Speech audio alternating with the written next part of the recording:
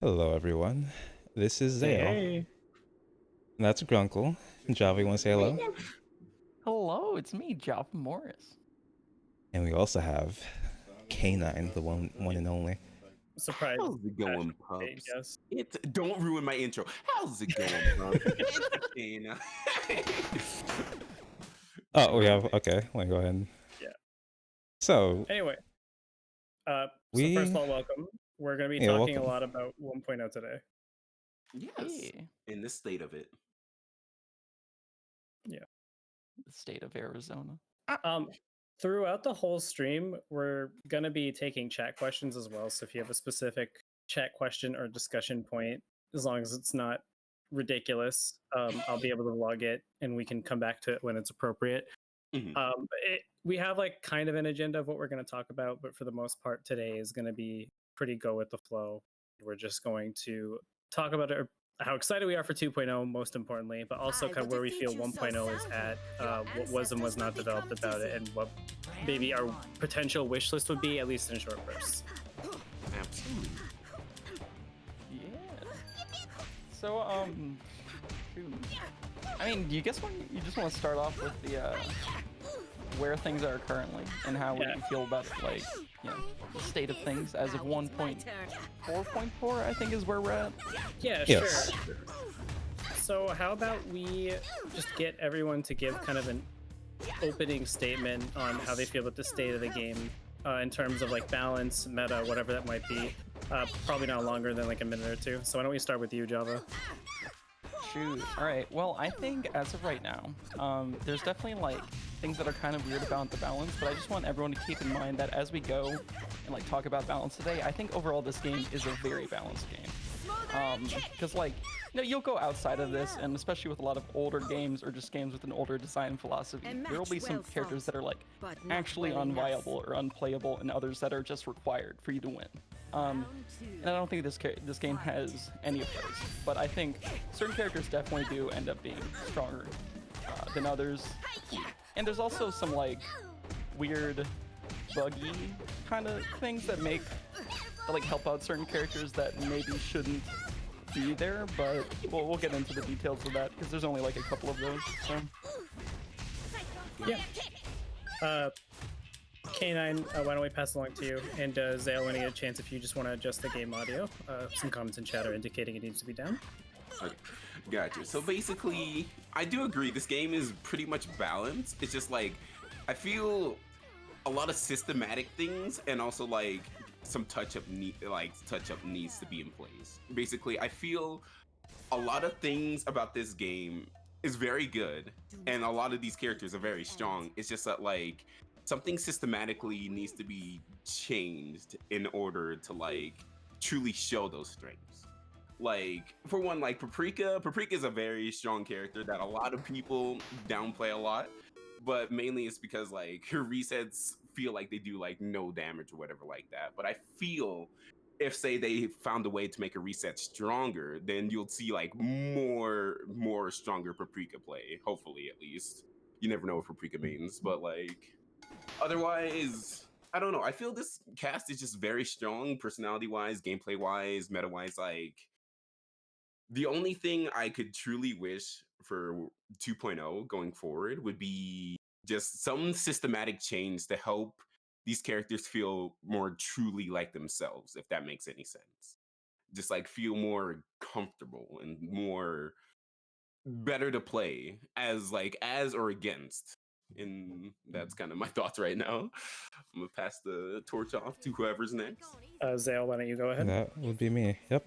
I feel like the current state of the game is in a very acceptable position, balance-wise, and with everyone's power level. It's pretty nice, actually.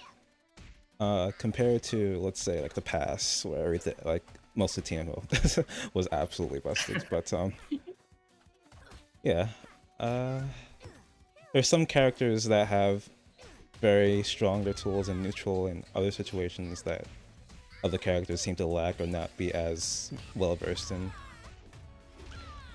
Such as Palm. Palm doesn't really have that strong of defensive options, while the polar opposite would be Tianhua.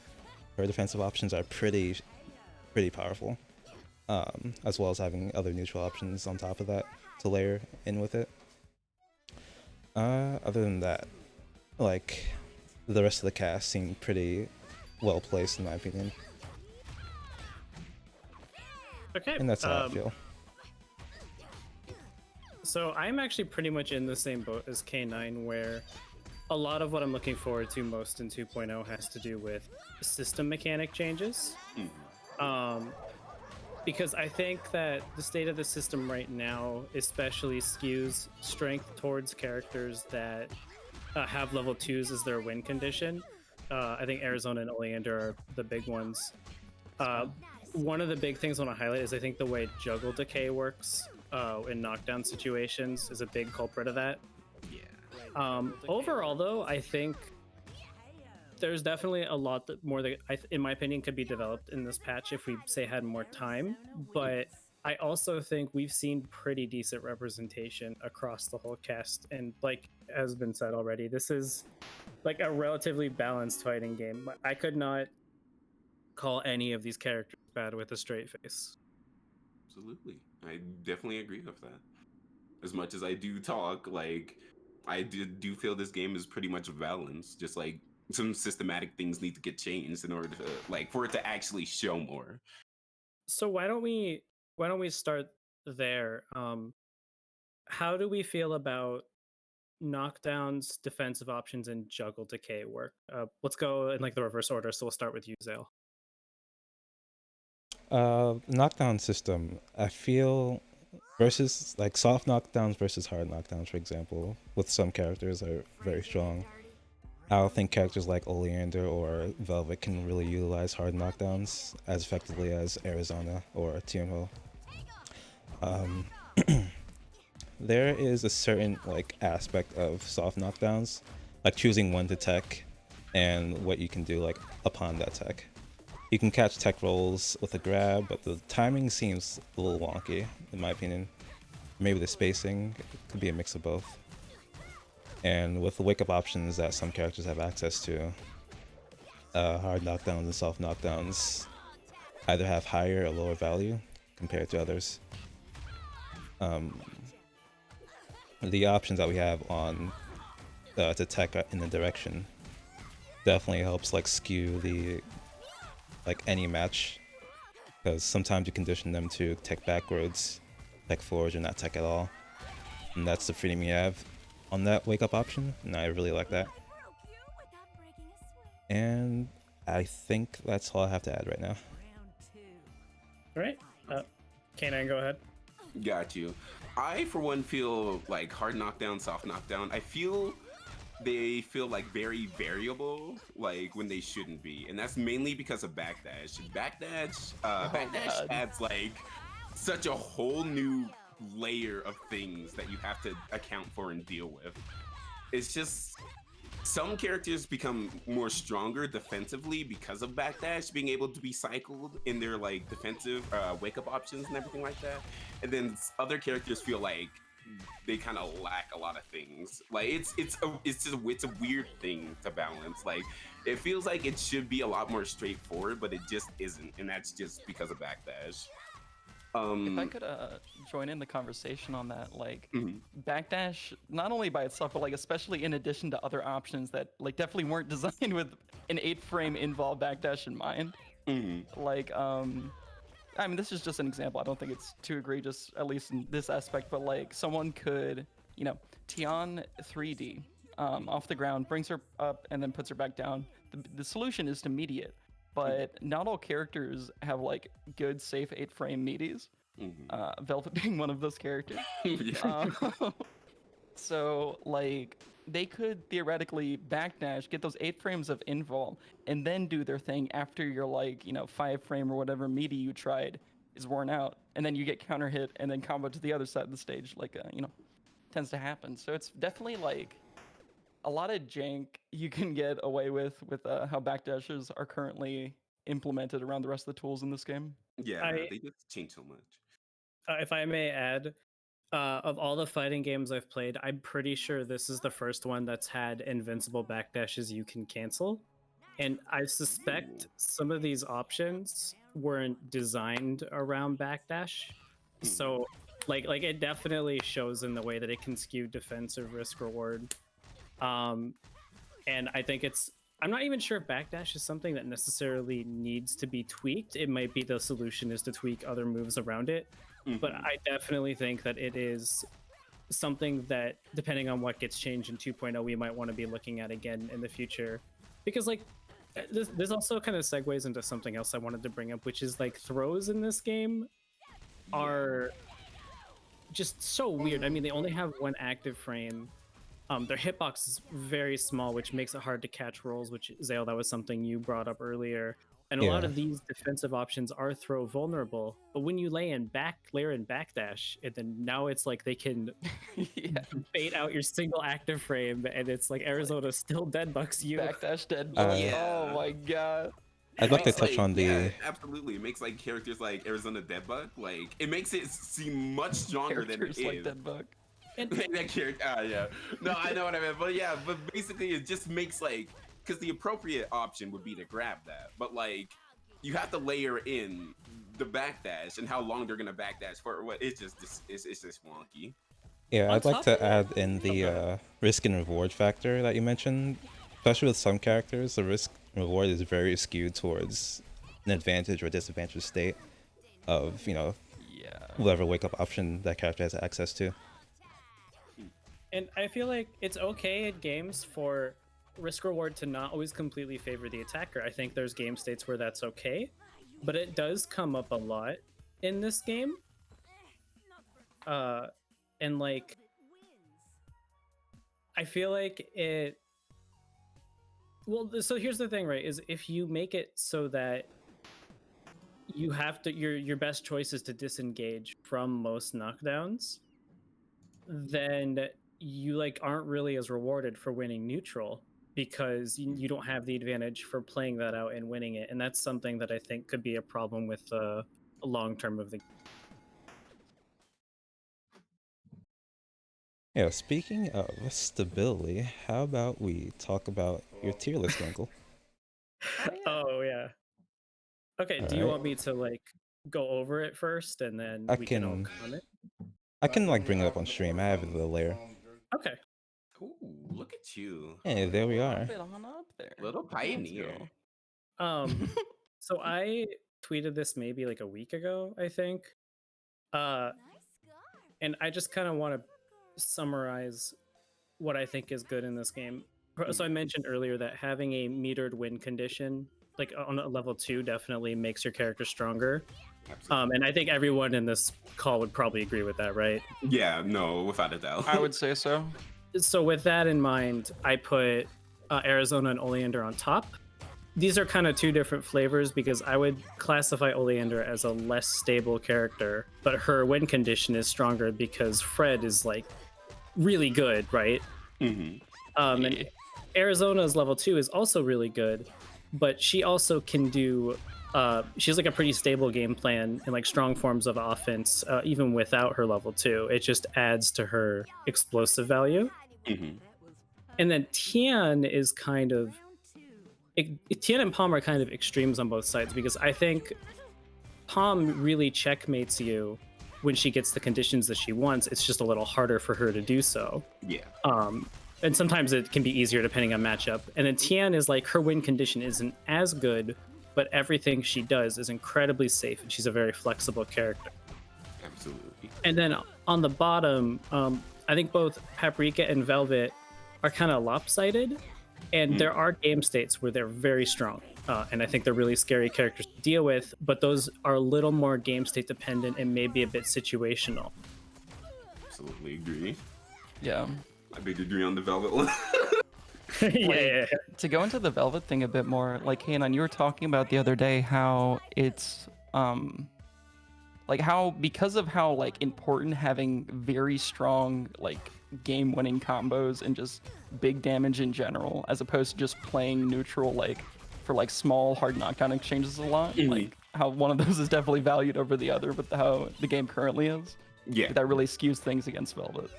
Yeah, it absolutely does. Like, the thing is that like overall this character is just not gonna get in against like good defense. She just has no good options in order to get in. Like the best thing she can do is like a throw bait or something like that, which is I guess normal part of the course, Yeah. like that. But like the part where she struggles is that like this character, where she shouldn't struggle, she does, is like full screen when trying to make a comeback. Because she doesn't necessarily have the amount of chip in order to do like significant amount of damage in order to make a comeback or to just have advantage overall. Like if someone's proactive when like approaching Velvet and everything like that, they can absolutely take the chip no matter what the cost. And like if like the person's not pressing buttons that much or whatever like that, there's nothing the Velvet can necessarily threaten with. Like the best she can threaten with is like the throw DP mix up, you know, everything like that. Otherwise, she can't open you up, and that leads back into combos. Why? Like combos are so very important. Like once she gets a hit in, she has to do as much damage as possible. Like playing neutral, this character should absolutely be like a neutral, like just controlling neutral, absolutely. But since chip is so low, she has to like force a way to get damage. And that just leads to her character kind of falling apart a little bit, in my opinion. And like it makes like hard knockdown like not worth it as much when hard knockdown is supposed to be like a good state for Velvet, at least full screen, so she can get chipping and everything like that. But it's just not necessarily too worth it at the current game state. If there's one thing I do wish to be buff, if you're listening, Mason, it would be chip damage. Just chip. That's the one thing I just need, chip damage. That needs to be buffed. If I may add something to this, I think that as far as straight up throw versus throw bait, I think Velvet has a great toolkit for it, but the risk reward on strike throw is like, it's not a super big reward. And also both those things can be up backed. And yeah, Magic Eruption is like a plus on block pressure reset, but that's even before you factor in like push block timings and IB. And it being a projectile. Yeah. Yeah. I mean, I agree with you. And to clarify, I still think Velvet has her place in this competitive meta. Like, I definitely agree. Yeah, like I think she does pretty well against Oleander. K9, you can correct me if I'm wrong. It looks to me like she can actually threaten Palm pretty well as well. Am I wrong on that, or is that true? I feel like a lot of things need to develop more because Hammett is a strong person I've played for a long while, and I can definitely say Palm has good tools to threaten Velvet because like everything's projectile and she has so much projectile invul and so many ways to like make her projectile invul moves safe because of puppies and everything like that. I feel it's underdeveloped at the moment, but like right now, since Hammett is gone, yes. Okay. She has Yeah. Something else to consider, obviously, is like, obviously this list is inspired by what I see in tournament play, not necessarily exclusively results, but like what I've seen characters do in form of their toolkit. And so that may mean that my confidence in my placement isn't as strong for characters that I won't see played at a high level as often, Palm being like a prime one, because Hammett doesn't really play much anymore. Right. This doesn't compete. Doesn't compete at the moment, yeah. Yeah. Do we have any other thoughts? I'd like to touch a bit on what Adder mentioned. Ari and TN having better reversals than everyone else, and better Oki just feels odd. Everyone else has to disengage. They could either buff zoning or normalize Oki. That's yeah. I will say, as a TN player and a relatively competitively accomplised one, I think that TN's defensive tools are way too good. Like 3D, yes, please. It is absolutely ridiculous. That button is actually a problem. 70, I think, is fine because there's counterplay and it puts you in like more of a scramble situation than it is a guaranteed out. But 3D, that's gotta go. Yeah, 3D is very iffy. That's the main outlier for me as well. Like back that's 3D or just 3D in general. The fact that it's airborne like frame 1 or something like that. Like you have like one frame to meaty that properly. It And, you know, causes you have your meaty out beforehand, but if you're not doing a proper meaty, you will whiff. It's like, ouch. And I want to say that I don't think in most games it would be that big of a deal to ask someone to meaty a really fast move, but because of the state of soft knockdown and how many variables there are, Mhm. it's really hard to challenge a defensive option like that. Absolutely. Also, with how much a lot of characters definitely struggle with punishing it on block too. So if you just, you know, decide to just, oh, I think they're gonna 3D, I'll just block it, because that it like bounces off. And Tian also is in like a kind of spinny animation until she hits the ground, but she's not necessarily vulnerable until she hits the ground, depending on when she hits you there. So it's like very odd move to punish. Just that and firecrackers in general. Yeah.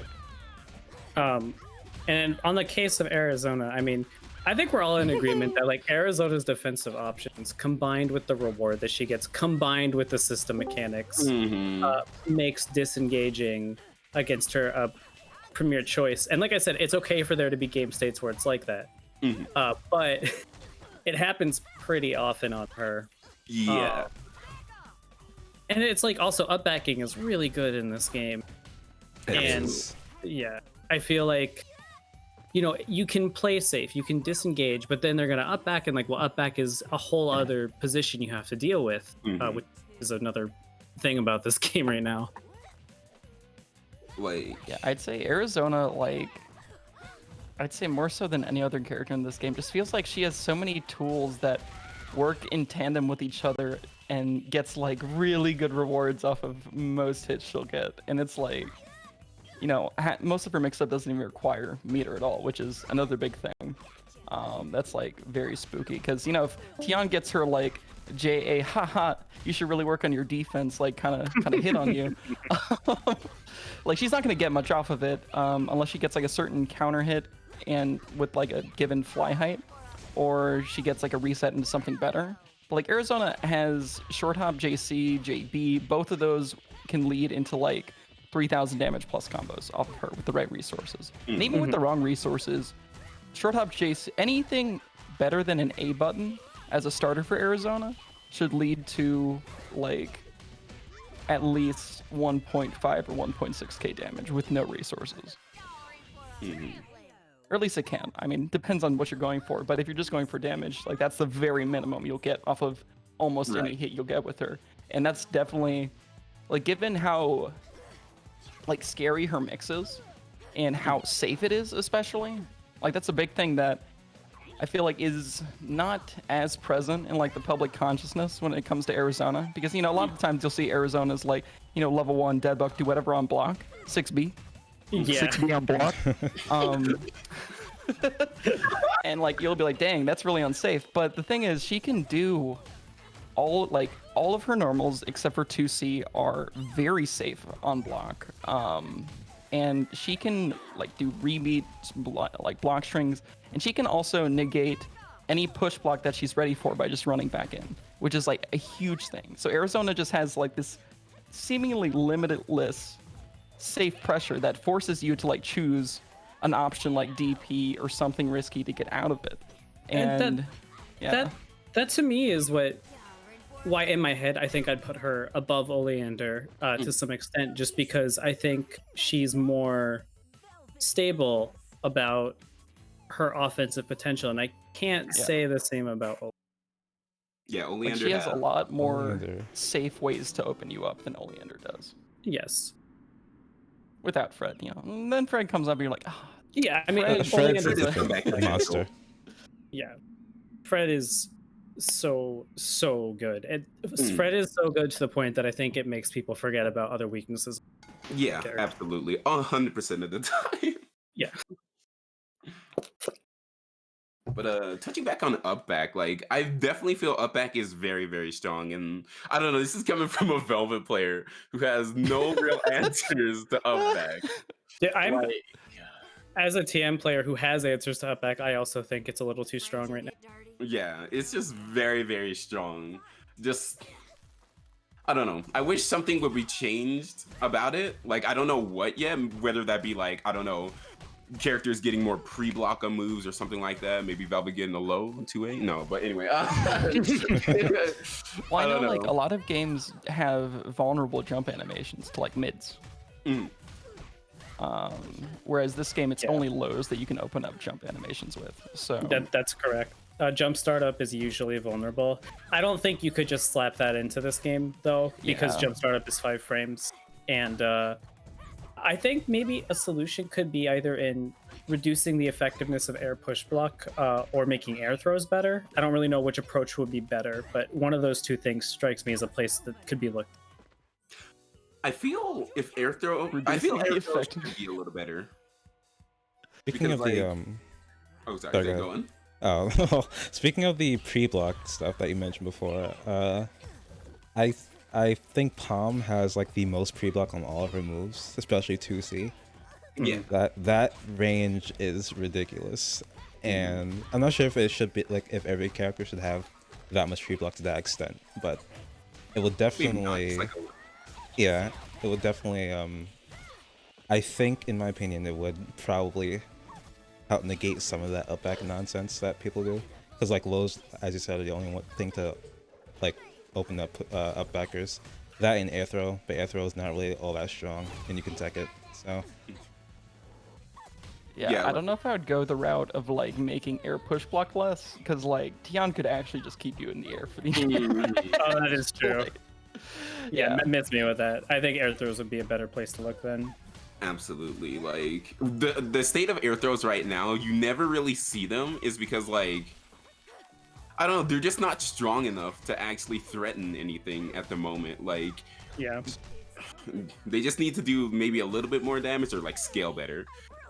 I think they can make the tech window shorter and maybe make them scale better. Like at least like in a scenario where if you press air throw in the air and you whiff it, you're going to be in like a vulnerable state. So maybe if you like condition someone to be committing to teching an air throw and then like instead you do like an air to air jump whatever and you get like a counter hit starter, then I think the game would look a lot different. But right now air throws like don't have any real threat. The situation that follows them sometimes, sure, but like them on their own is not Yeah, no, not at all. although, fun thing you can do with air throws, with a character with a short hop, like with Pep or Arizona, is air throws are 3 frames active, I think across the board, at least with Arizona, but I'm pretty sure it's across the board. yes, it And is. okay. So like in that case, like what you can do a lot of the times is you can short hop below someone doing an air button and put your grab out, and if they do a move, their hurt box will extend so that they get like suctioned down into your grab. And it's like, I think that's a really cool use of it as it stands now. But yeah, I think, yeah, I couldn't really like imagine what that would look like making that like more of a prominent thing. I don't Yeah, know. air throws, like, I think Oleander has by far the weakest air throw. Not only can you not Although she come does off get of a it, magic off of it. Yeah, so she You can does ma- get, and she she can gets pick magic. up, right?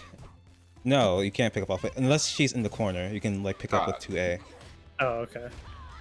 But mid-screen air throw, other than gaining resources, she cannot pick up off of it unless there's like a preemptive chapter trap there that they throw her into. I guess you can make the argument that since she steals resources, she shouldn't get damage. But her offense, at least without Fred, is already, not so great. Yeah. Compared to the other air throws that other characters can do. Even I think even Velvet's air throw, you can come into it with like a snowflake, if I'm not mistaken. Yeah, but the scaling super bad. Yeah. Even then, there's still like So- enough of a threat to actually use it. Yeah.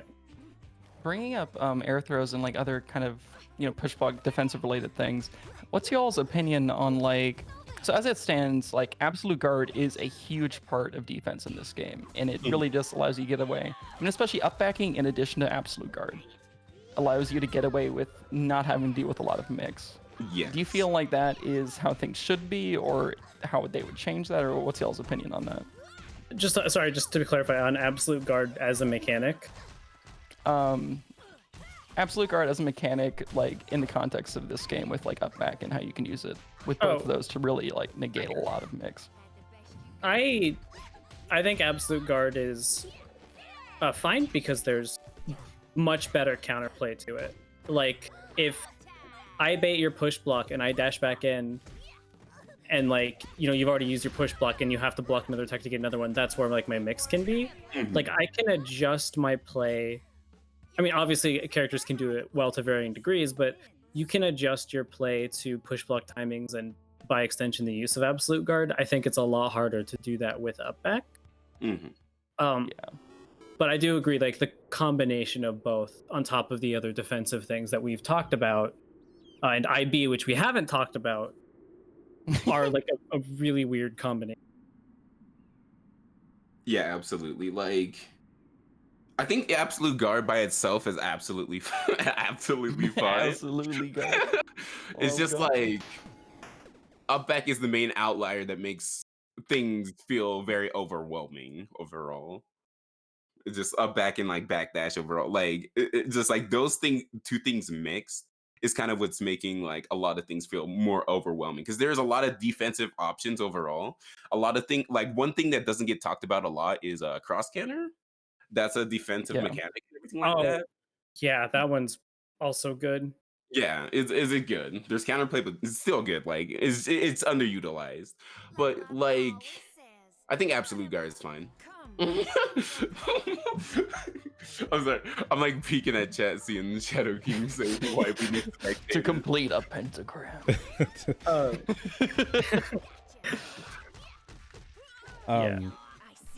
Do we want to talk about like our own character choice and how we feel they stand in your opinion? All right. Sure. But why don't you start us off, Zale? All right. So if you didn't know this already, I recently moved from Oleander to Palm, maybe like 6 days ago, and the transition has been pretty smooth.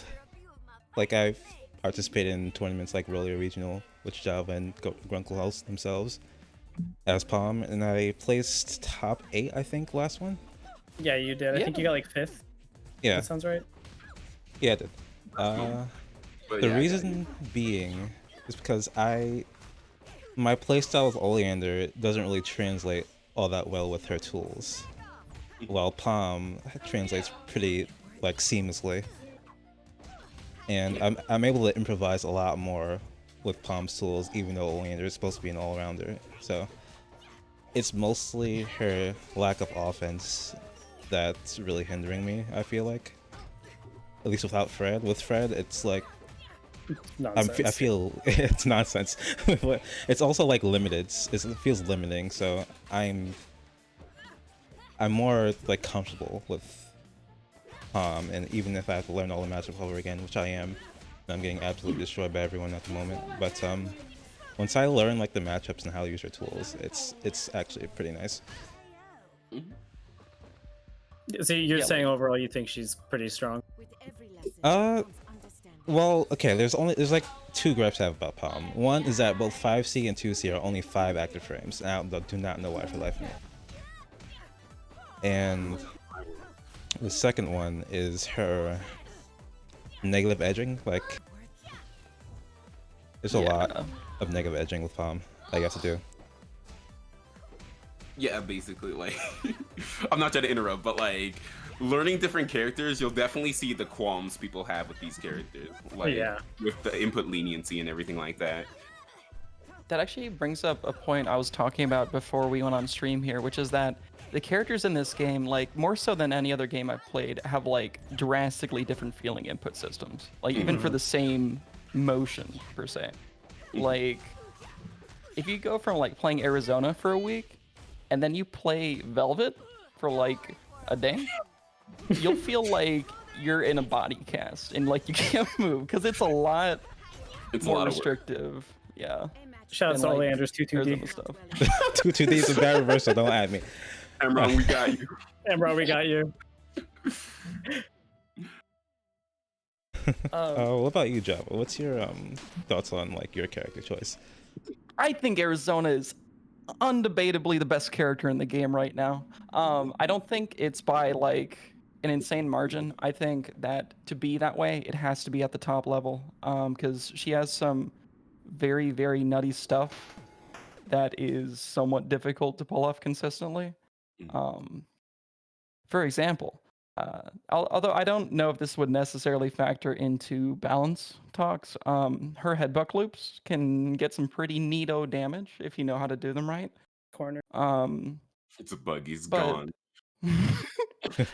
so let's say like just for the point of balanced discussions, if she didn't have headbutt loops, I still think Arizona would be the best character in this game because she has extremely so most of her stuff is very safe, and even her stuff that's not safe, she can threaten it so that it's safe. So for example, like let's say stomps, if you see stomp A, it's like, oh well, guess I better wait for stomp C because that's what she normally does. But if she doesn't do that, then she's just reset to neutral and you're just waiting there, and then she can do whatever. But if she does, and then you thought she wouldn't, you get hit, and she can go down that line of doing unsafe thing into unsafe thing into unsafe thing. I think if you count 2C, you could have 2C, stomp, stomp, headbutt, headbutt, headbutt, super. Seven things. Although, past a certain point, you're like, yeah, I'm just gonna hold back until they super. But Arizona can like do a lot to make things that aren't safe feel safe because there's a threat behind trying to follow up on them. Another thing is Arizona has, for a rushdown character, she has some of the best screen control I've seen. It is amazing because first of all, she has Stomp C. It is not a projectile. It's just a special move that hits anywhere on the ground for about like 3/4 of the screen, something like that. Really long range. And it's pretty difficult to punish if you're at that max range. And then, the closer you get, she has like Stomp B, Stomp A that she can use to threaten you at closer ranges while still being like pretty far away considering, where her most effective range is. And then she also has ropes to, hit you with a strike throw mix up from halfway across the screen, which is something else that's, factored into that like whole chain of, oh, do I punish this, do this or that? So she has like really good control of the screen. She has really safe moves, and most of her mix is free.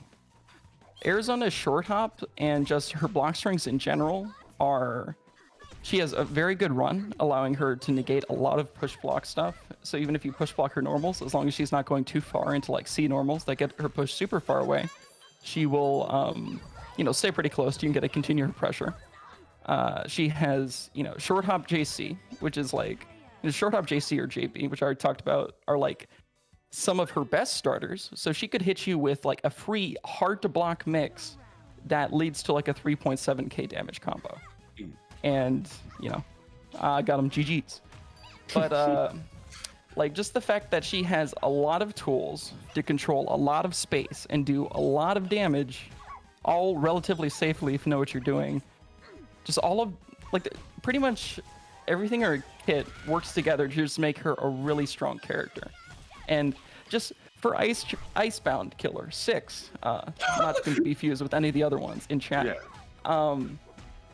Just to honor him with this, the biggest problem, I guess, with Arizona right now is that sometimes some of her normals won't like combo into her other normals at like max ranges, just because she has like relatively stubby normals compared to how like they'll push back the opponent at times. But that's like her biggest issue. And that's why she's a great character. I was gonna say, if that's your biggest that's the biggest thing to complain about. Great character.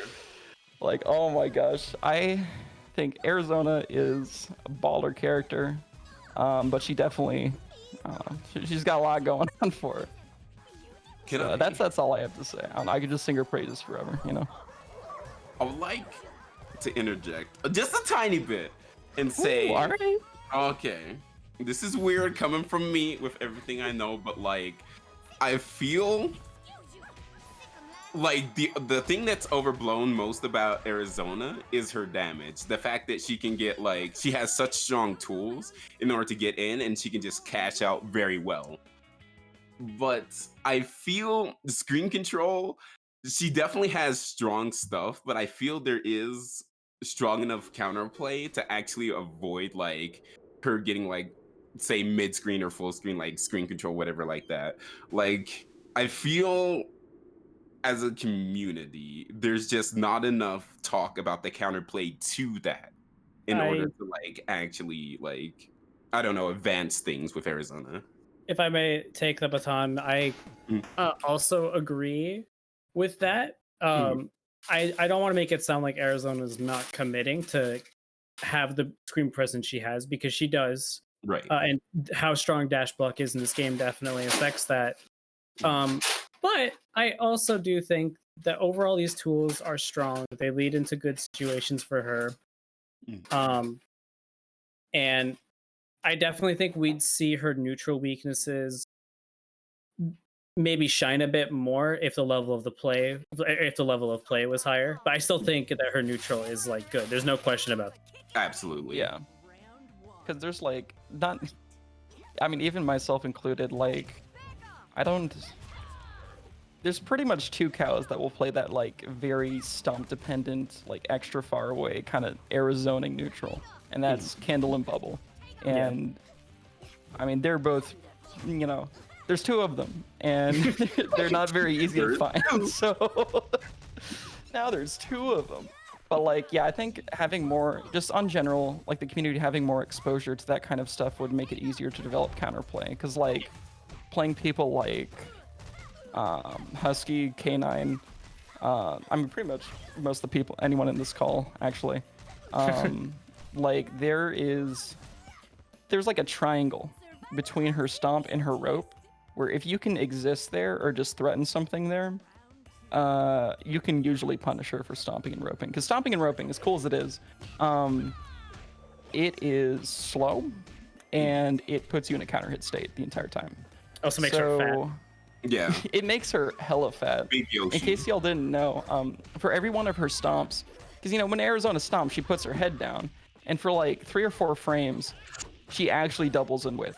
And that makes her a lot easier to punish than it would be otherwise. Just like, let's get touchdown. I spelled it a super, but anyway, go on. Yo, that's what I'm saying. Also, Arizona Super is like, it's 3 frames, and you can do it out of whiffing like any of her specials, which is big pog. I have something I really want to say. Can I? Yeah. Okay, so I think most people know my opinion. A 3-frame startup super, that's not a command throw super, in a game where IB takes off 3 frames, I just want to say historically, stuff like that has appeared problematic in the long. And the biggest example that I can think of, older versions of BB with Hazuma's Hotenjin, where it's like if Hazuma IB'd one of your normals and you staggered literally at all, you could get punished, and it was also like his best starter. So like we have historical evidence that this kind of thing can be too strong of a tool in the long term. I don't know if we're at that place now, and keep in mind like the makeup of this game is different, but that is something that has to be considered, especially because stagger pressure is such a big part of offensive structure in this game. Absolutely. If I could add on to that, another big thing, that because you have cancelable backdashes in this game, one thing you can do as Arizona is if you can tell a character is going to go past an A button on a block string, you can mash back and react to Arizona backdashing with your own super, because you have 8 frames to do that, and reacting to your IB would lead to some like relatively difficult fuzzy mashing. But if you just react to your own backdash, at that point you're out of the string. So there's some messed up stuff you can do with Arizona Super. Yeah, Arizona Super is amazingly strong. It gets talked about a lot, but nobody knows how strong it can actually be. Once people start using IB, like Grunkle said, it's super strong. Yeah. Well, that was a lot of Arizona talk. Arizona's taking over. It's fitting. I think she's a very I don't know about controversial, but she's in the running for most powerful character in the game, even if you don't necessarily agree with our takes. Let's go. Oh no, I agree 100%. She is the strongest character in the game. Let's see. Going with Lucas, will have you next. What about your character? How do you feel about, your choice? I think Tien is really, really good. I think a lot of her weaknesses can be circumvented by having strong fundamentals. What? Yeah, I know, crazy, right? Because everything Tien does is safe. She has a lot of like really random, quirky, weird stuff. Like controversial take. Apparently, her anti-airs are fucking nonsense. Like, I don't care if you think 6A is too slow. Her 2B and 2C and like 5A, all of her normals can anti-air, and they're all so good. She's so flexible. Everything she does is safe. It completely makes up for her lack of. Piano's existence as an anti-air. Yeah, I know. She anti-airs you by breathing. I've already mentioned this. I think her defensive tool should be adjusted. I don't think this kind of character should have that kind of defensive tool in the form of 3D, or at least it should be riskier to use. And I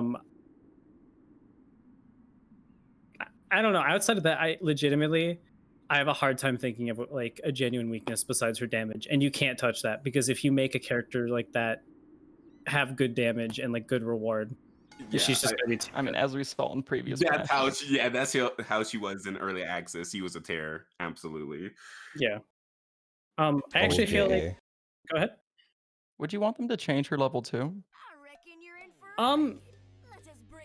Yeah, but I'm not sure if I'm the best person to ask about that, because I have made it like a personal goal to just not touch that super outside of kill combos, because and like here's my thing with level 2 is that I don't think the situations you get off it are stable.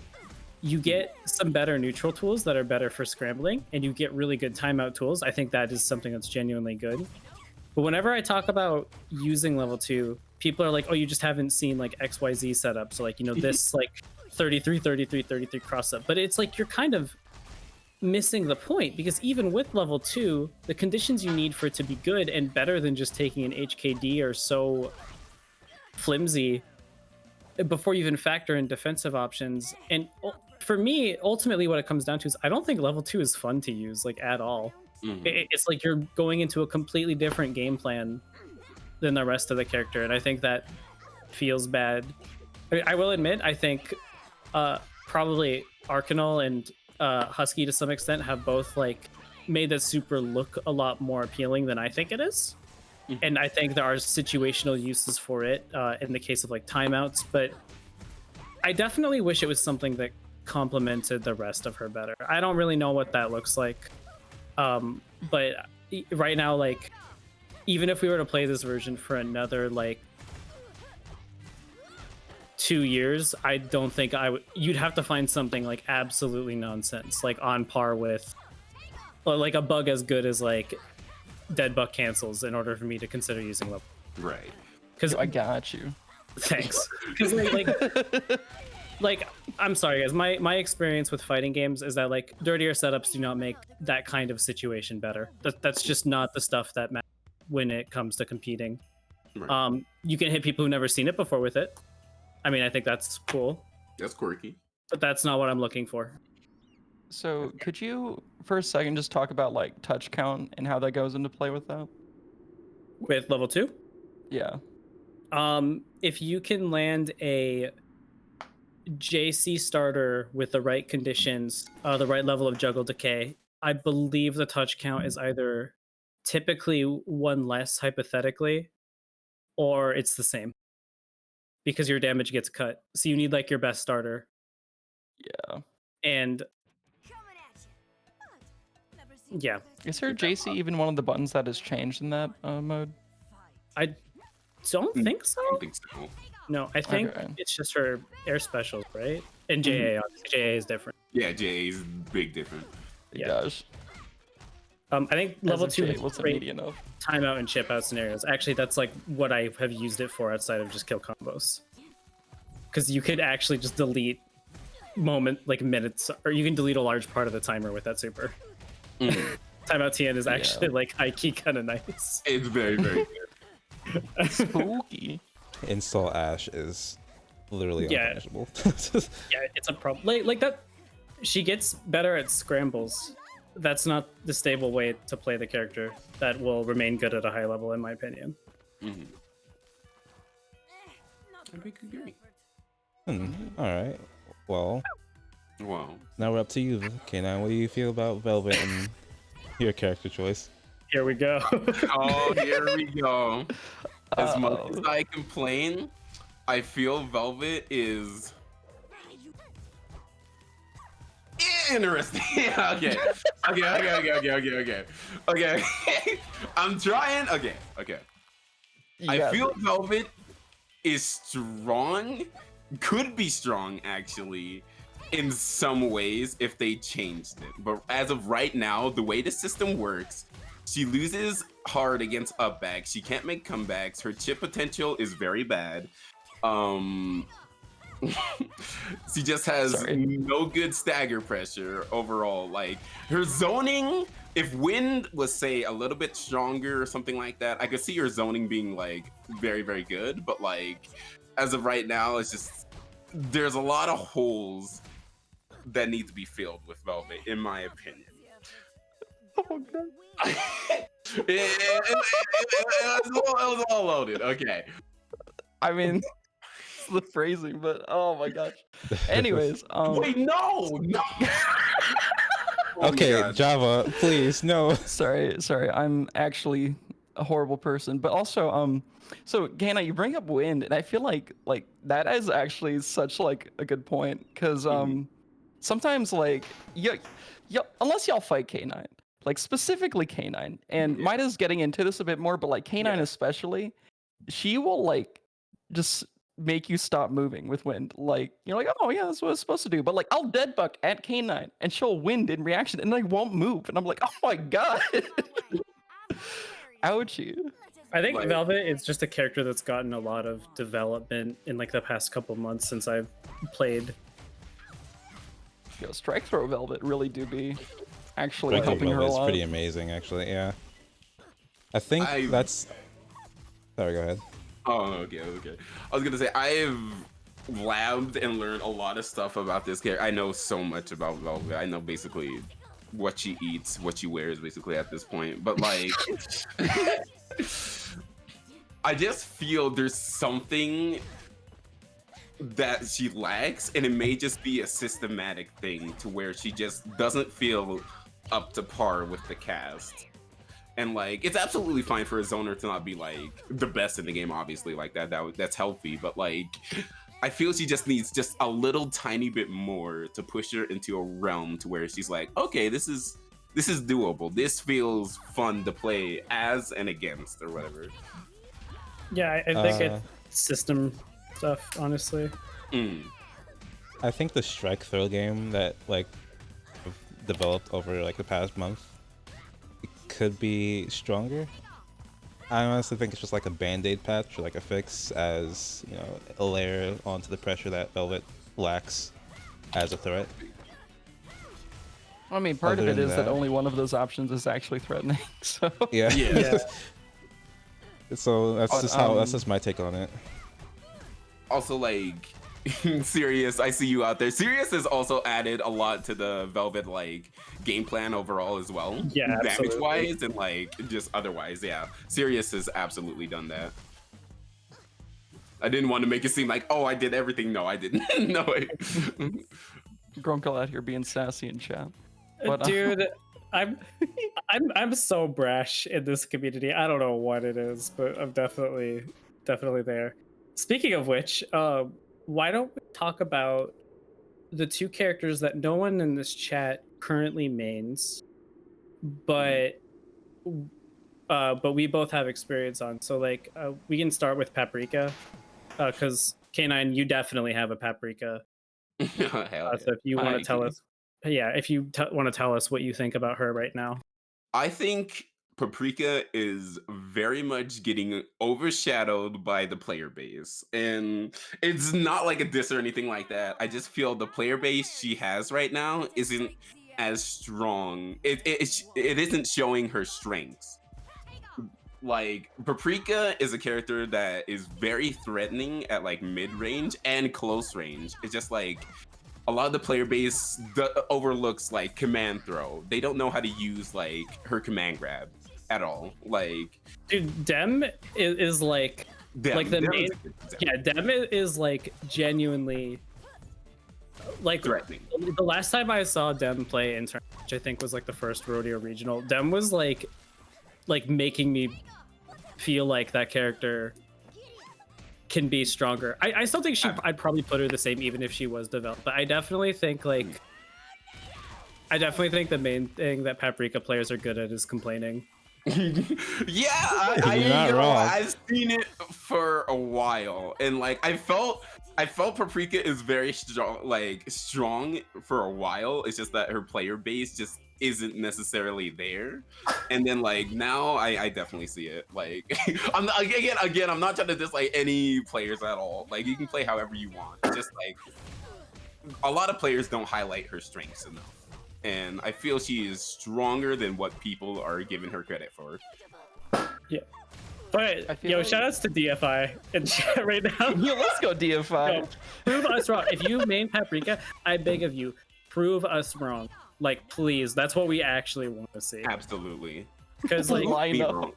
Because like my experience watching this character sometimes is they'll just like commit all the time because they think that's like the only thing that they can do, and then they like Taliesin gets blocked or they get like anti-aired, and then they're like, man, freaking Oleander, stupid character.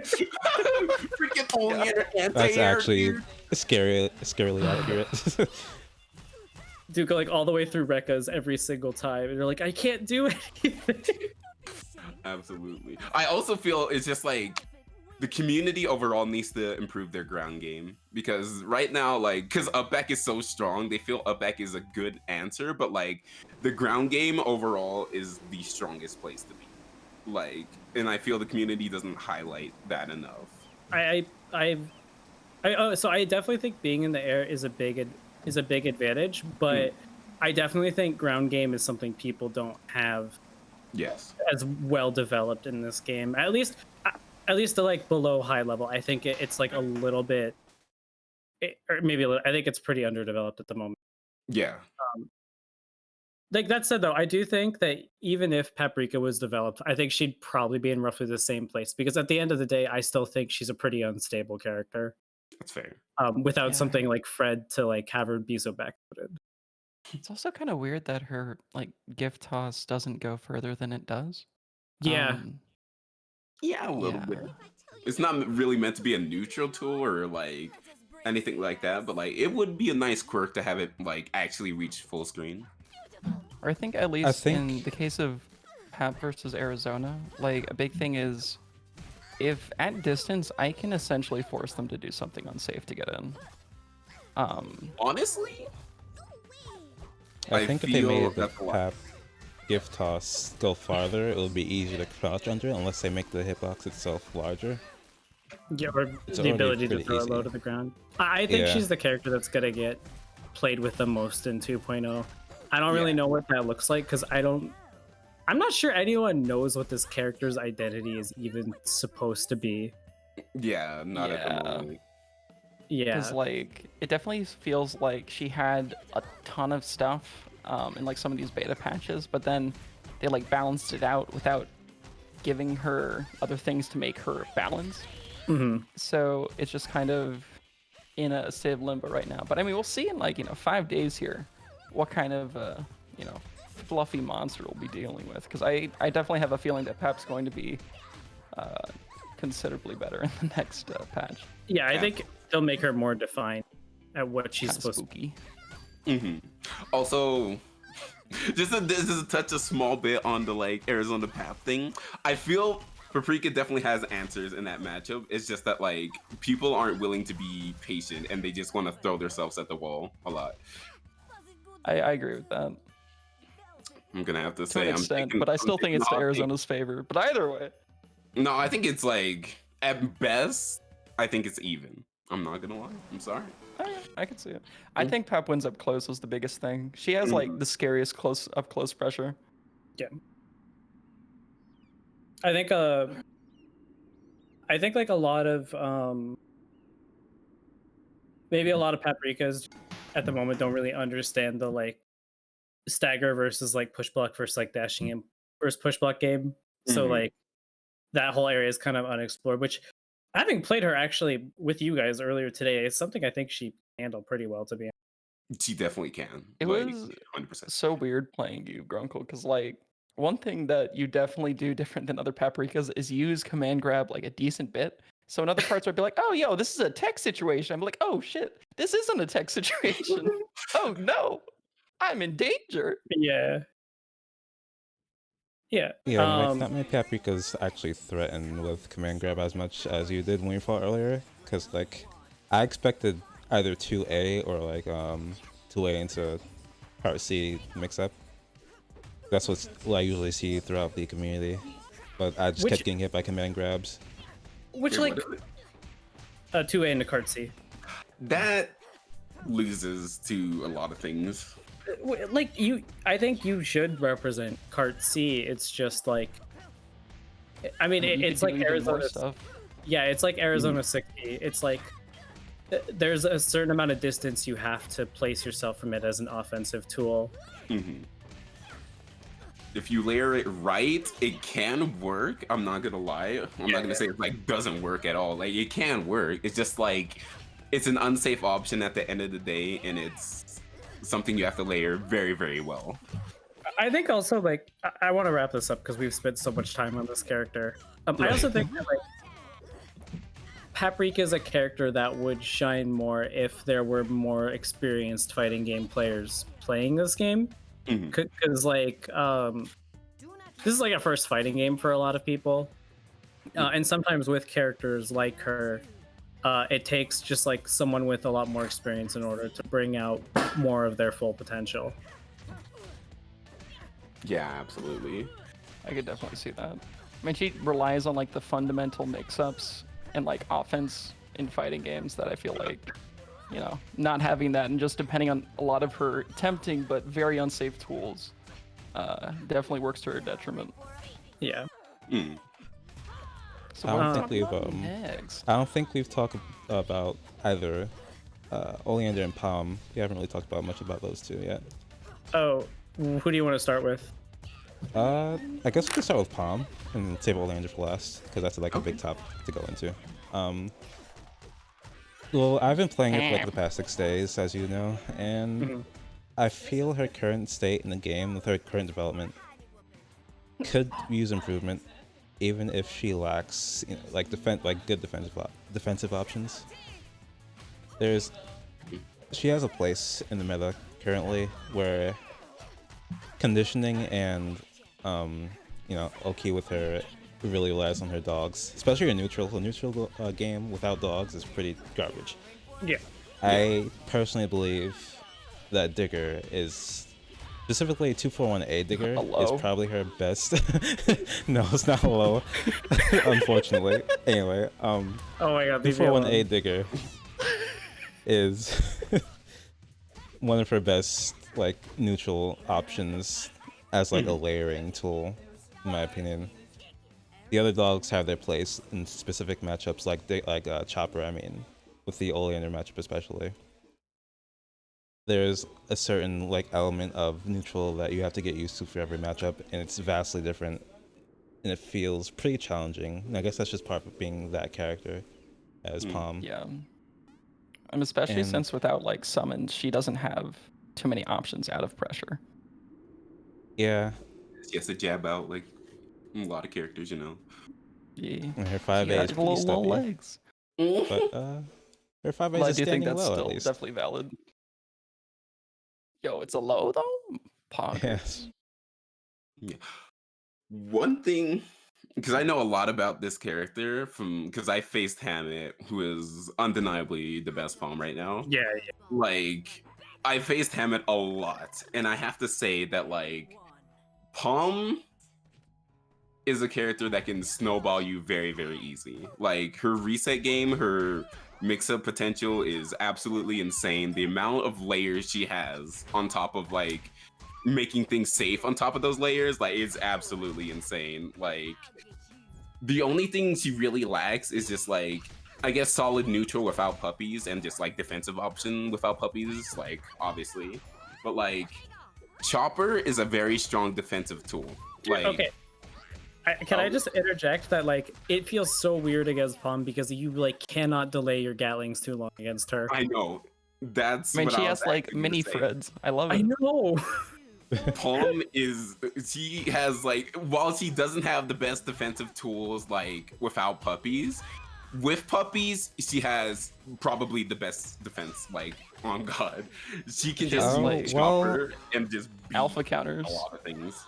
I kind of feel like there's like her defensive tools have a lot of counterplay to them. Well, especially Oh, with Chopper. absolutely. Absolutely, it does. It's just that like having dogs being able to stop your block string and basically have either punish you or have like take your turn back is absolutely very strong, and it's like undervalued as hell. Yeah. Like essentially, as long as she has dogs out, she's controlling the pace of the match. Absolutely. And like her level 1 super, like just Free using neutral, it that's a as free a neutral button. neutral tool, or just like there's so many things you can do with level 1 super. You can mix up with it, or you can like call dogs with it. There's so many ways to just reset neutral. It's basically like you can use it as a pseudo reversal as well. Like her level 1 super is very good, although it's like risky to use when like characters like Arizona, Oleander, Velvet, blah blah blah have like meter or whatever like that. It's just very good for resetting neutral and just getting your space back if you need it. But Also, overall, one thing- okay, go on. Oh, so like one thing I would be really interested to see as more people pick up Palm, because I think she's only going to become a more popular character as time goes on, and people realize like how cool she is. Is that like there's a lot of really unique tech you can do by like hit boosting off of dogs. Because if you hit a dog, you can treat it as though you hit with your move, and a lot of moves are like only jump cancelable, like move cancelable when on hit. So you can do like a lot of really mess up like stuff with that.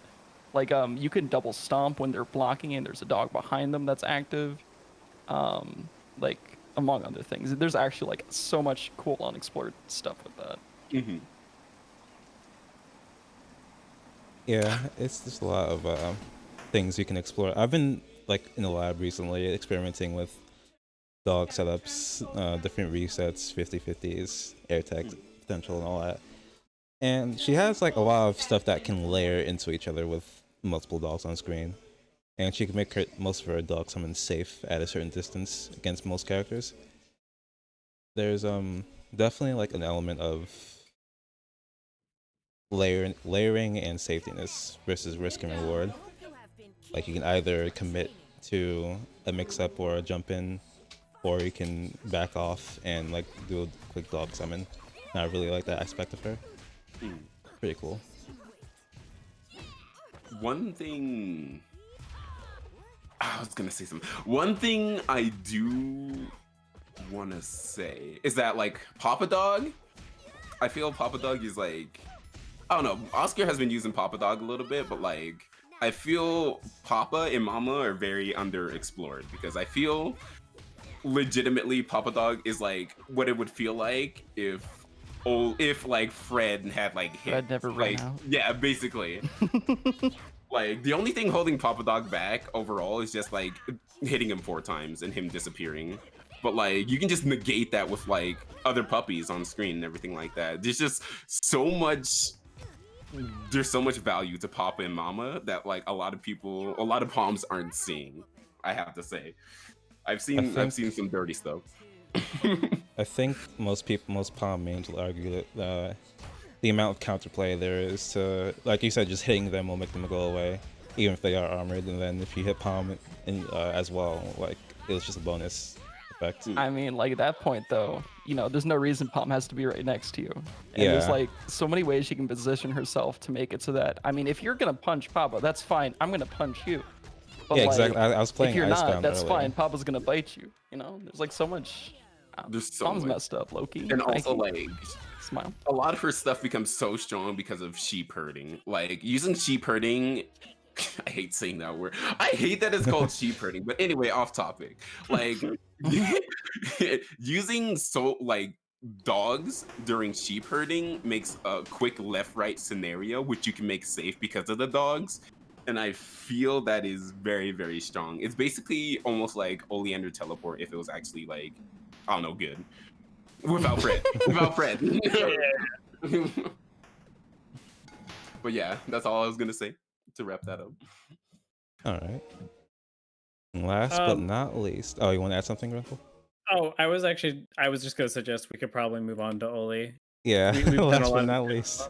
I think the long and short of it is that Palm is a character that is like not like pretty underplayed, and like, you know, probably we would see evolve a little bit more if we stayed on this patch for.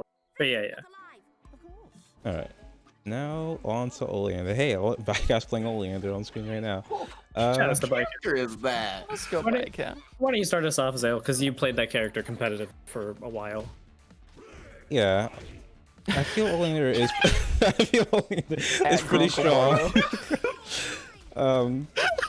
What just happened? Jesus Christ. I can't. Don't look at the stream. Okay. Anyway, go on. Yeah, like her neutral presence is extremely impressive. She can control the screen pretty well with sparks and chapter traps. And then there's something with with her win condition, which is Fred, and her ability to still meter. Combined with that is pretty strong. There's a certain element to her that I feel like she's lacking in, is her offensive potential. And in my opinion, it revolves around the opponent's movements in general, like in neutral at least. Because there's, like, you don't really have to, I guess, as Oleander, engage or not commit. And I feel like that's like a double-edged sword where if you don't commit, there's not much offense you can get off of. Thing is, with the risk of reward of that is pretty minuscule. Like, there's more risk than reward at playing like a rush down that play Oleander, which I definitely did play back when I played Oleander. It's definitely cool and fun. Like, I still have that clip, by the way. If you save Java with the chapter trap The mix-up. hyper mix-up. That was awesome. Yeah. Although I guess the big thing with that is, due to like how her JB works, especially, like it is very hard to do stuff like that with her. Yeah. There's if her offense was like at least a little bit more variable, I would say. I think that's the right word. I would probably not have moved to Palm. But that's just how I feel about it, because about my playstyle. Right. There's a lot. Oh, sorry. Go ahead. No. Okay, I get it. One thing I want to say is that like I feel people overvalue Oleander, or like they overrank her in a sense, to where like they think she has no flaws or anything like that. And she definitely has a lot of flaws. The character without Fred feels basically almost like a slightly better Velvet. She can't necessarily open you up. She has to do something risky in order to open you up. And her risky stuff are not safe and very easy, well, semi-easy to tell when she's going for it. Most of it is either like reactable or it's something that you can disengage from. Yeah, absolutely. Like her main flaws is that like she has a basic game plan, and that like almost every Oleander to an extent kind of plays the same. Like the main game plan is like get a TK Spark out and then either like try to get enough space to read or just like play around that TK Spark. But like TK Spark, like that loses to a solid like ground game and everything like that. The main thing that like Oleanders look for to every crouching hurt box. Yeah, basically. Yeah. Like the main thing Oleanders look for is for you to jump. And that's where they're getting their mixes and everything like that. Her left right mixes and everything with fireballs and everything. But like once you take that away from her, she has basically nothing. She has to like work her way in order to get reads and in order to get like out of the corner and everything like that. Fred is just basically a comeback potential, and it's very good comeback potential because Oleander has a lot of teleports and everything like that, which makes things a lot of like disgusting. Like her kit is just so disgusting with Fred. But as a base character, she just lacks a lot of things necessary to be, like you said, like Arizona level, like the best character in the game. Yeah. I one thing I want to say though is that like to an extent her instability is kind of offset by how the system mechanics work for her, because like even if you kind of smoke her round one, there's a pretty good chance that she's going to get a lot of meter just from the high JD stuff. Yeah. On top of being the air being really strong in this game and her having like a double jump. And I think that kind of negates some of the other weaknesses she would have. But I think, as we said earlier, Fred is so good that it offsets those weaknesses. That's why I think she's really good. Yeah, absolutely. Like, because of Fred, she can't really like be too bad overall. Unless they change something about like, I don't know, her meter gain or something like that. Like, this character is gonna stay kind of good, or in a good place. Like, given how Fred is what he is as a win condition, and how, you know, first of all, max JD combos are like very prevalent in the meta right now, and she has very good meter steal moves that like all works together to just, you know, kind of make it a lot easier to not think about the bad parts of Oleander. Yeah, 100%. I feel like her synergy, especially with her toolkit, you know, all her teleports and everything, work really well with Fred. But as a base character, I guess you could argue that her neutral is one of the best neutral in the game, but I think Arizona still has the best neutral. I think Oleander has like, stronger neutral. Yeah. Like stronger neutral, really? Yeah, because for one thing, I think Oleander has like pretty safe space control. Even if you can't how do I say this? Even if you can't directly punish everything that the opponent does, she does remain relatively safe while she does it. And I think her ground normals are very good, and her air to airs are very good. But I also think that like it's much easier to back yourself into the corner as Oleander, compared to playing Arizona. But I would definitely say I think her neutral tools are like stronger overall. Yeah, I did say like she's a lot more like non-committal, so I can see that. Yeah. I mean, the whole thing is like when Arizona's in your face, getting into block string, that's not neutral anymore. You're just in disadvantage. Yeah, you're in disadvantage, that's bro. not neutral anymore, right? Yeah. You done. It's over. Get out. But like if you block it, if Oleander like gets in and you know you start blocking her pressure, it's like, oh no, what do you got to do? Like 22 frame overhead, Right. Like you basically have to dive in for like the push blocker throw baits, or you just need to disengage with 2-2C and give yourself space, or rather give up space, which like you know that has ramifications. If you keep choosing that option, you're backing yourself into the corner, and then you have to commit to get out. And you know, I mean, I think we can all agree Oleander's defensive options are like pretty ugh. Yeah, they're pretty yucky. Yeah, I think the biggest thing with Ollie is if you can get her into a corner, especially without like any good resources, you can, like, she has a very hard time at that point, especially against someone with like good corner pressure like Tianho or Arizona. Yeah, like she has to commit to get out inevitably. And I think that's something that gets missed a lot is like how much space you can actually like how much space you can actually close by just like dash blocking safely, which is like something that people just don't do for some reason. And like I think people kind of upplay her as a result. And then also like people definitely, I don't think everyone is well equipped to respond to the like TKS Bark air teleport mix-up game. Like it's definitely tricky to block, and there are definitely distances where I don't think you can disengage from it, but it's also something that people can disengage. Yeah. And then we have chapter traps.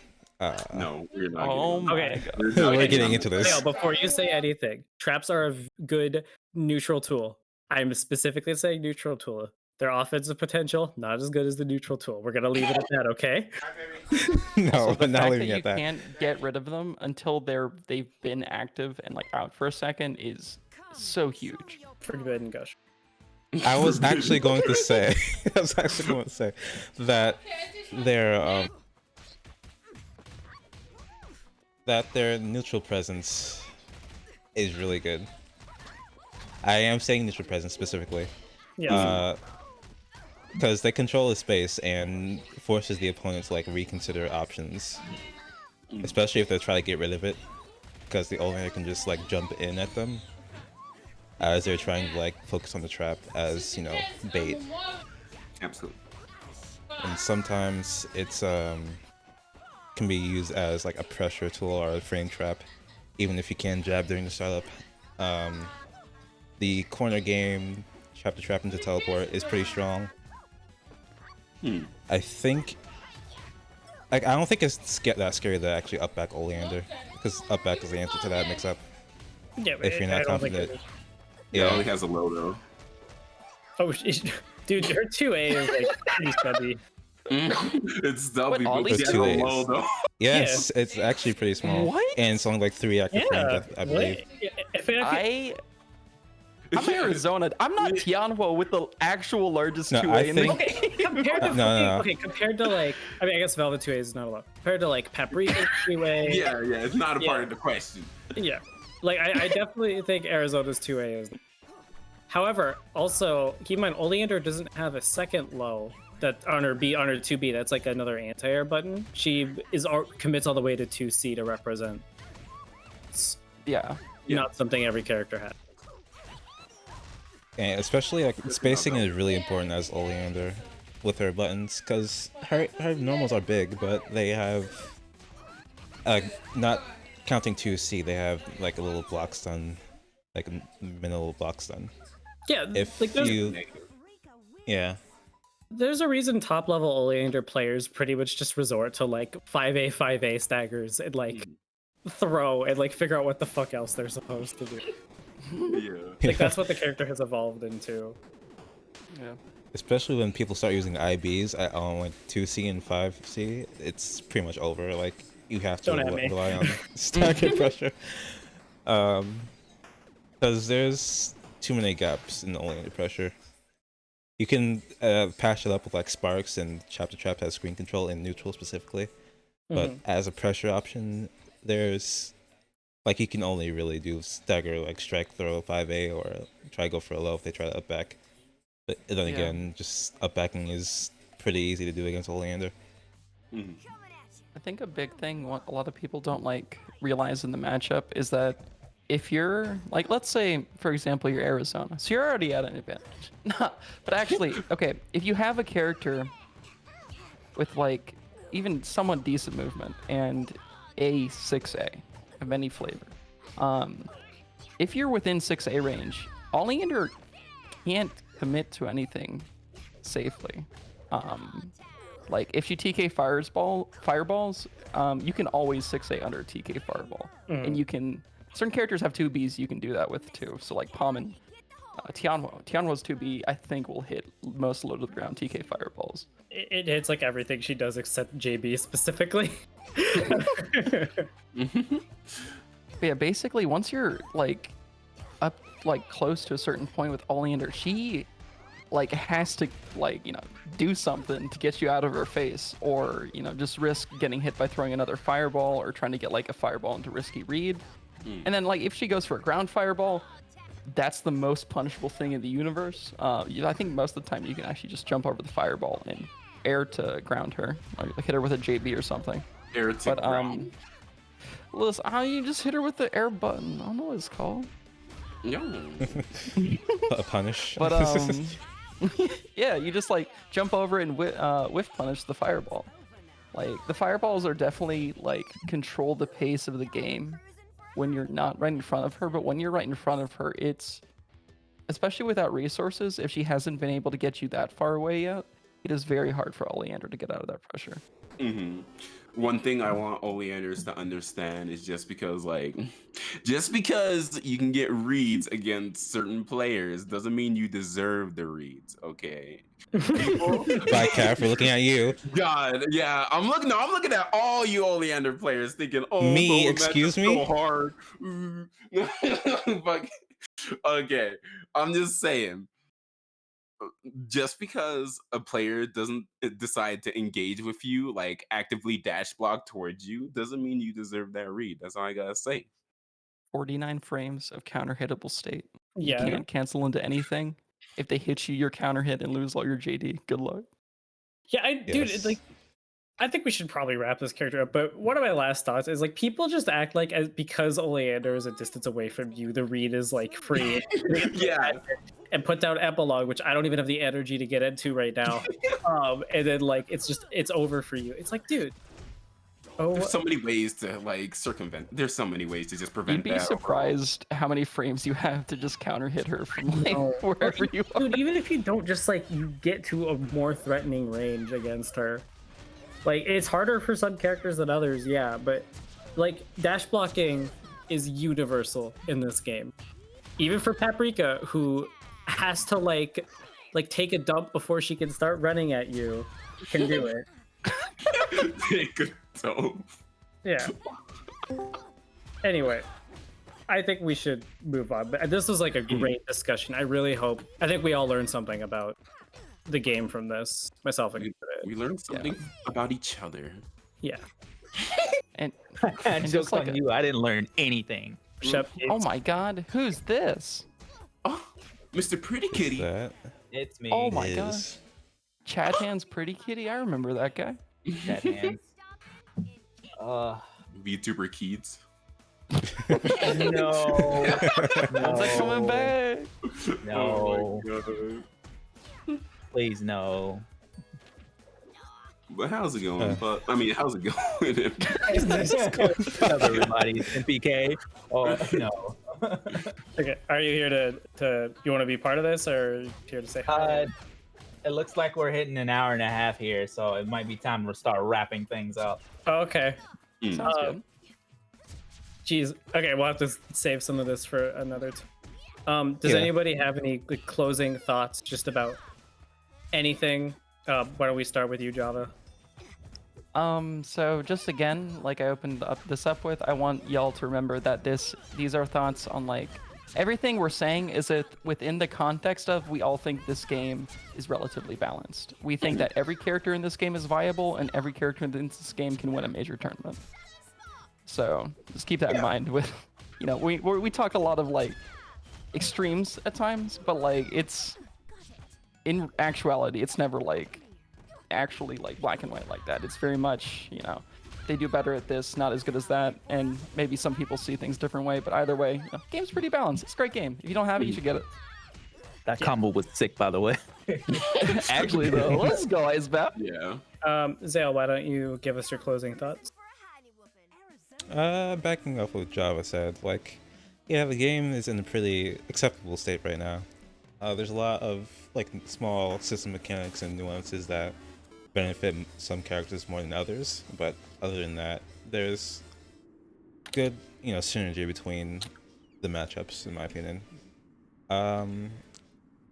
I really hope that like 2.0 will shake things up to the point in which we have to like reconsider everything we know, according to the meta. Excited.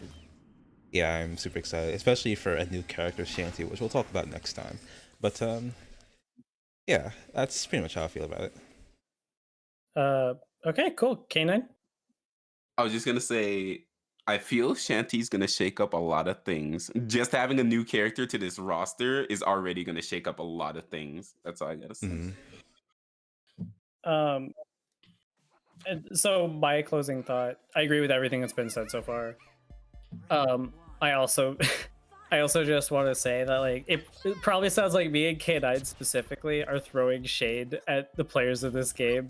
And Yeah, I'm not meaning to. yeah, like we're absolutely brash when we talk about this game and the state of it.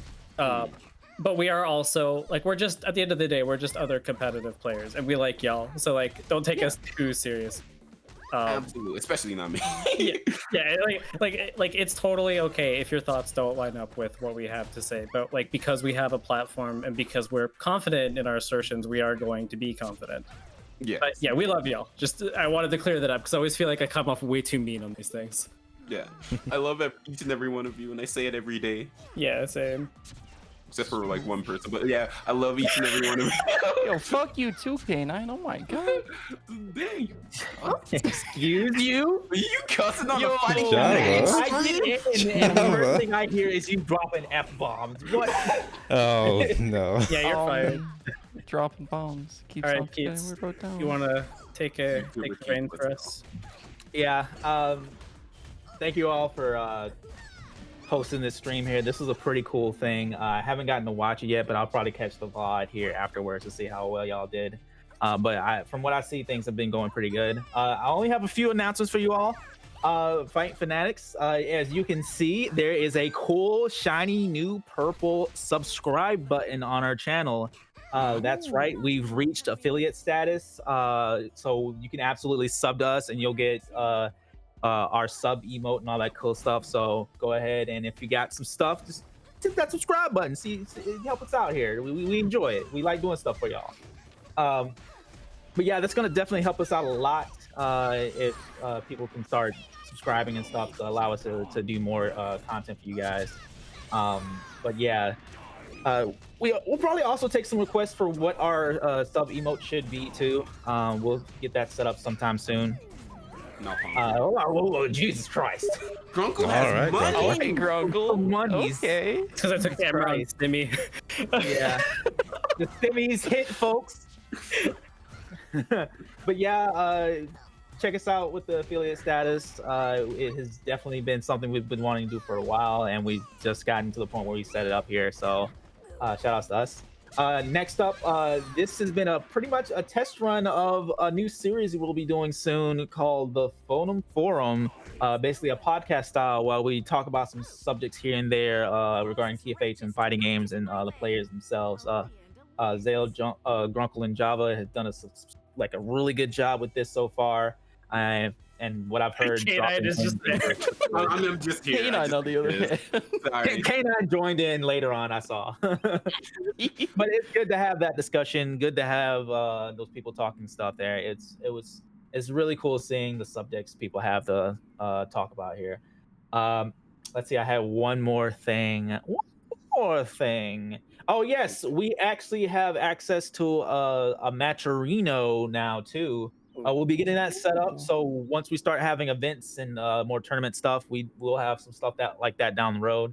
We'll be able to set up Matcherino pages to have the players get some goodies here and there. So be on the lookout for that.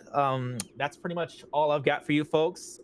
Since Zale, Java, and Grunk were the main streamers today, I'll let them sign us off. Okay. Thanks, guys, so much for listening. I love doing this. I actually adore this game, but I love talking.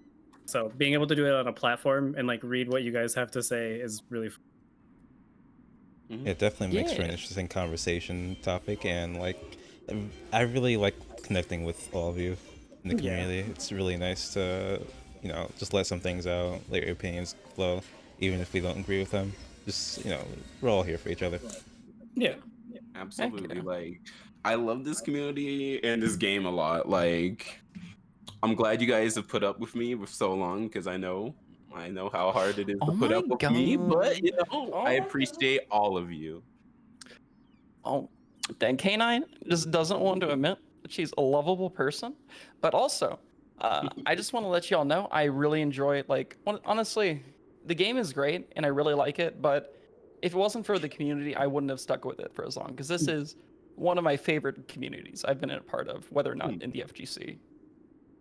And just a couple things I actually want to add on before we sign out here. So, as y'all know, on the 25th, Thursday of this week, coming week, we are going to, get 2.0. So, here at the Fighting Fanatics, we're going to have a stream at, I believe, 4 p.m., 5 p.m. Depends on when it comes out, TBH. To be determined. to be determined. But we're gonna have a stream Thursday afternoon or night, just having fun with Shanty and 2.0, and I hope to see y'all there. And we're also gonna have another Saturday stream at just like a 1.0 in review, just seeing how things were changed and talking about the changes in general and where we think that's gonna take the meta. Mm. Yeah, so thanks for like coming, everyone. Your opinions and like thoughts and additions were definitely much appreciated. And I guess that's it. We'll see you next week when Shanty releases. And peace See you out. around. See you around. Have a good one.